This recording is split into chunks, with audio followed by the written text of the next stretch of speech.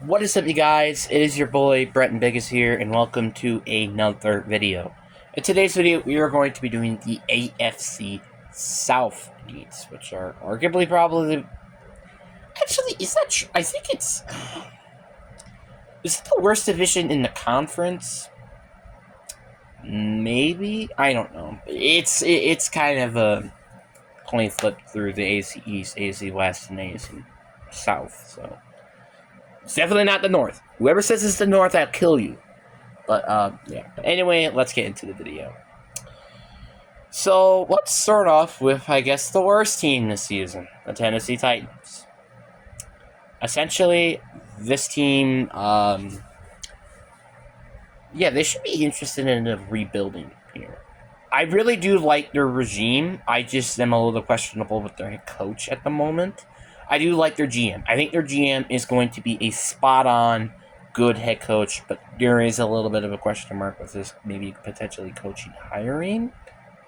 Because, I mean, if I was the Tennessee Titans, I would be keeping Mike Grable. I'm sorry, but the fact that, like, your offense has just been for the past few years A.J. Brown, Derrick Henry, and Ryan Tannehill, and yet you've been consistently making it to the AFC divisional round, is insane to me. And you made it the first seed without A.J. Brown most of the year. And you almost won the laughable AFC South division last year without A.J. Brown and any receivers. It was basically a Derrick Henry, Ryan Tannehill, and Big Jeff team. Literally. So, why did they... I'm still confused to this day. How the hell did they have to fire him? It makes no sense. Because he's so intimidating for some reason. Like, I don't get it. I don't get it. I'm sorry. Mike Grable has been doing amazing as head coach. And I'm still so shocked he's yet to hire or gotten a job. Yeah, he hasn't even have a job anymore. He's not an assistant. He's not a coordinator. Nothing. He's not even a, he's not, like, it's ridiculous. It's insane. Like, seriously, it's like, I feel like it's kind of like it's just stupid. It's just stupid. I think it's one of the most stupidest things I think I've ever seen. But anyway, let's get into the. So I want to start off with the quarterback. Quarterback, I think, is one of the most controversial ones because, like, you really could say either way, and I don't think there would be any issue. Like, oh, we don't need a quarterback. Well, this is amazing. Well, he was projected to be like a top 10 prospect last year. Which, yeah, that's a good point, but, like, he's decent. The thing is he's a good building block to potentially a different quarterback. Because probably by the time this team is fully ready to go to the playoffs, his contract is going to expire, and you can't give him the fifth-year option. So that's why I think they really should be reconsidering what they're going to do at quarterback, because obviously I don't think they should be drafting a quarterback now. Oh, absolutely not. I think you might as well just stick with Will Levis for now. But you should not have them as your maybe long-term plans. Like, unless this team somehow gets to the postseason next year and Will Levis looks like a god, yeah, I don't think he's your franchise quarterback. And it's not just because him. It's mainly also because of the entire team, basically. Your running back is also going to be an interesting position to talk about. Now, Tyler Spears, who was at running back at some point, is decent, you know? But, like, is he going to be as good as, like, Derrick Henry was? I don't think so. And talking about Derrick Henry, what the hell are they doing with Derrick Henry? Are they going to franchise tag him, or are they going to officially let him go to free agency, which I think they really should be doing. And hopefully he goes to a team that actually will use him. And also not have him be their entire offense. Like, honestly, and I know this is coming from a person who's, like, already has, like, two amazing running backs, but I wouldn't mind to see him on the Packers. Like, Aaron Jones, we could trade him maybe, and then we could maybe cut or... Well, I mean, let him walk or potentially just sign him again for this season. And then you have Derrick Henry. That would be pretty interesting. Like, seeing a Derrick Henry-led offense, oof, that would be scary. With him actually having receivers, that would be interesting. But then you also have, other teams, again, I'm just kind of interested to see where the hell he ends up. Because, Maybe the Bears, I guess. I honestly don't know. But then you have the receiver position. Man, they have issues at receiver. I'm very surprised that this is a team that did not draft a receiver last year.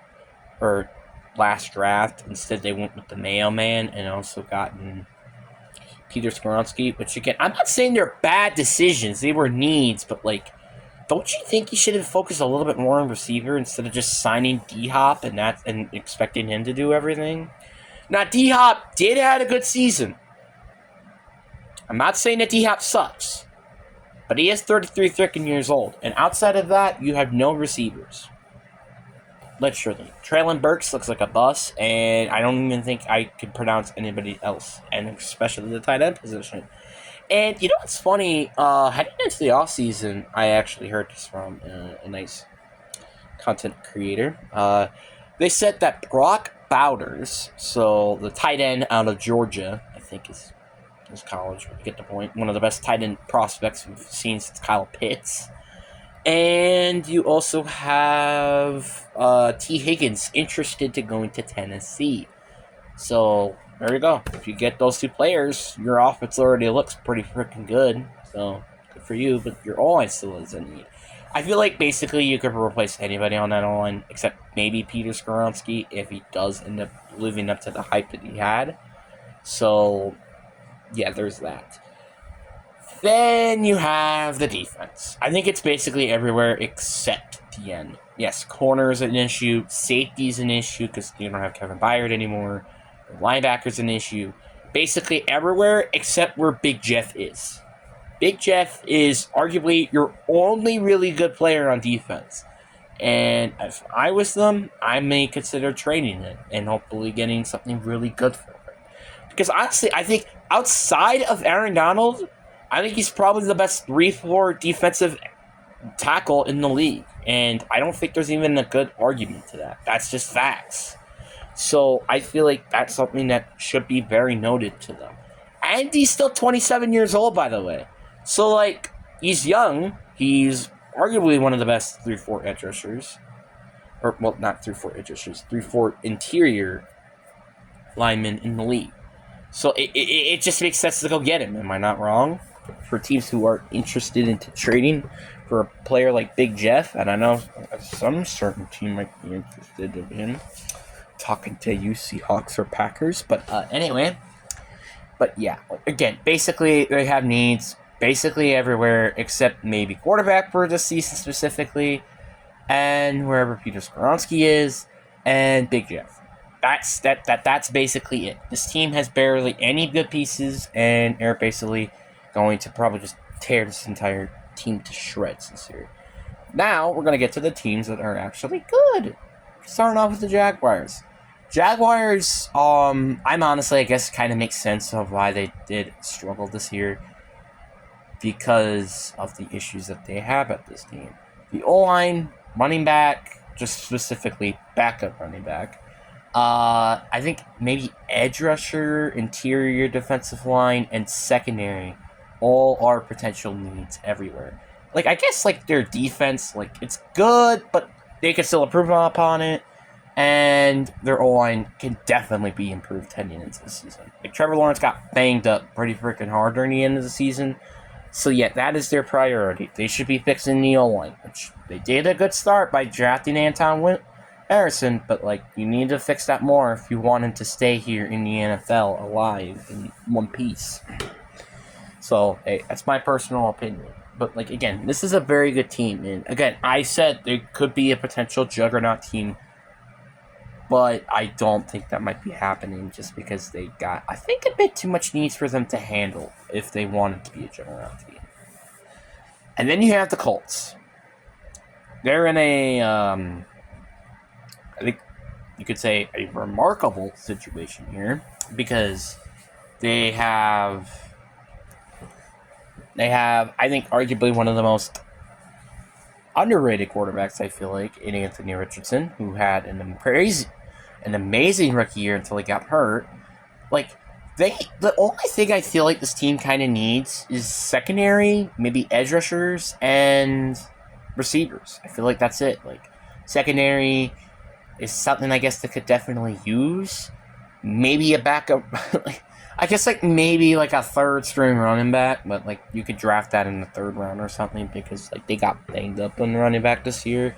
And wide receivers. Well, I think it kind of makes sense because like you only have Michael Pittman and he got freaking looked like he broke his neck on the field. So maybe you might consider drafting a receiver for my man get his Knicks name. Like obviously I do think Alec Pierce or like I just think they need another pass catcher in that offense. I just like Alex Pierce, he has potential, but like he hasn't shown it yet. And Josh Downs is a good start to doing that goal, but like I feel like getting a tight end, which like Brock Powers, for example, could be a good option, or potentially just drafting one in the later rounds. Who knows? But then you have the last team, the Houston Texans. And honestly, and this might be a bit controversial, but I wouldn't be surprised if this team has a down season this year. And here's why. Like, they have, I still think, a little bit more needs than they would expect. Their O-line could definitely use some work, and I think their secondary and edge rushing can definitely use some help. Their secondary, their only good pieces are like Derek Stingley and Jaren Peachy. You need more players to increase that secondary help. Just one thing that definitely hurt you in that game. Yeah, and you also need to help your front seven. I like good pieces like Christian Harris and Will Anderson, but outside of that, you need to get more players. So, yeah. Pretty much enough said. But I really do think this division has a lot of hopes. I think everywhere except the Titans, they have a lot of good expectations heading into the season, which is very interesting to say because it's been like the Titans for like the past 3 years, except last year, obviously. So it's a bit interesting. But anyway, hope you guys enjoy. Peace.